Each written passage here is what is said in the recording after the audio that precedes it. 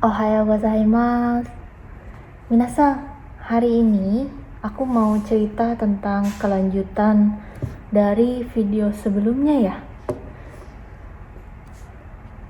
Jadi kalau kalian belum nonton video aku yang tentang kecelakaan di hari pertama aku sampai di Jepang, tolong ditonton dulu ya, supaya nyambung nonton videonya.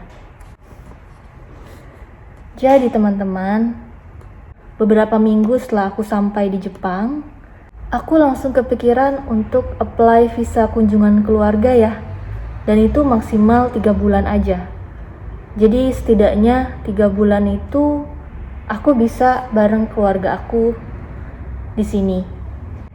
Dan ternyata nggak terlalu susah kok untuk urus dokumennya. Yang penting dari aku harus nyiapin Zairyu card, Juminhyo. Juminhyo itu semacam pernyataan aku tinggal di sini. Terus aku harus buat juga surat undangannya, bisa di-download di websitenya. Dan dokumen-dokumen lainnya seperti paspor, KTP, kartu keluarga, akta lahir untuk bawa anak ya. Lalu yang terakhir itu ada rekening koran. Jadi saat itu suami aku menyiapkan kurang lebih 30 juta rupiah, dimasukkan ke rekening pribadinya, baru setelah itu dicetak. Jadi saat itu aku benar-benar memikirkan bagaimana caranya bisa cepat datang ya mereka. Dan ternyata tidak sesusah itu kok, bisa diusahakan untuk datang ke sini.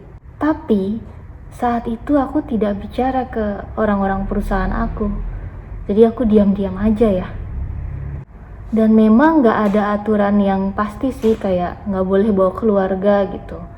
Gak ada, cuman masalahnya satu sih. Saat itu aku tinggalnya di apartemen 1K, yang itu tuh benar-benar sempit banget ya. Jadi untuk bertiga itu kayaknya gak mungkin. Cuman buat aku sih ya udah gak apa-apa 3 bulan ini. Yang penting di awal-awal aku di Jepang, aku bareng sama keluargaku. Setelah itu aku harus mikirin lagi selanjutnya visa apa nih? Visa keluarga kan? Syaratnya apa aja? Semacam itu.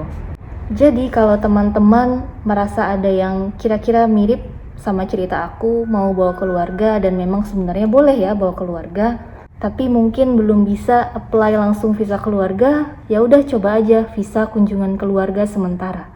Yang itu maksimal cuma 90 hari. Dan caranya sebenarnya nggak susah kok, kalian cuma perlu berkali-kali untuk ngecek website mereka. Di situ tertulis jelas dokumen apa, persyaratannya apa aja yang kalian bisa persiapkan lebih dulu. Kalau dokumennya sudah selesai, kalian bisa langsung datang ke tempat pembuatan visa. Kalau aku waktu itu di Kuningan ya, di Jakarta. Setelah beberapa hari kemudian, visanya langsung jadi dan aku langsung beli tiket saat itu. Dan untuk sekedar informasi ke kalian nih, kalau kalian bawa keluarga yang itu cuma untuk kunjungan keluarga saja 90 hari, itu nggak akan dapat Zairyu card ya. Tapi di atas 90 hari, itu akan dapat Zairyu card. Otomatis ketika kalian apply visa keluarga, pasti keluarga kalian akan dapat Zairyu card. Setelah itu baru diurus untuk alamatnya tinggal di mana. Urusnya di mana? Urusnya di balai kota masing-masing ya. Jadi setelah aku pesan tiket, lalu mereka datang ke Jepang, itu cuma sebentar kok, gak terasa tiba-tiba udah ketemu. Kira-kira aku 1 bulan di Jepang, itu aku udah ketemu sama mereka, udah tinggal bareng sama mereka sampai kurang lebih 90 hari. Tapi saat itu gak pas 90 hari juga sih, kurang dari 90 hari ya. Lalu mereka pulang lagi, dan setelah itu baru aku pikirkan gimana nih caranya selanjutnya untuk aku apply visa keluarga. Visa yang beneran nih, yang beneran bisa terus-terusan sama aku. Oke deh, videonya mungkin gak terlalu panjang ya kali ini, cukup singkat juga.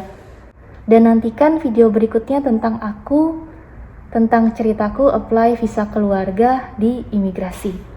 Nah kali ini aku harus datang langsung ke imigrasi Nagoya. Pada saat aku apply visa keluarga sementara itu, Yang harus mondar-mandir itu suami aku ya, bukan aku. Aku cuma nyiapin dokumen aja secara online. Tapi dia yang harus mondar-mandir. Tapi ternyata pada saat ngurus visa keluarga itu aku harus bolak-balik loh. Dan ceritanya panjang. Jadi tolong nantikan cerita aku berikutnya ya. Terima kasih banyak untuk hari ini. Ciao nih, mata nih.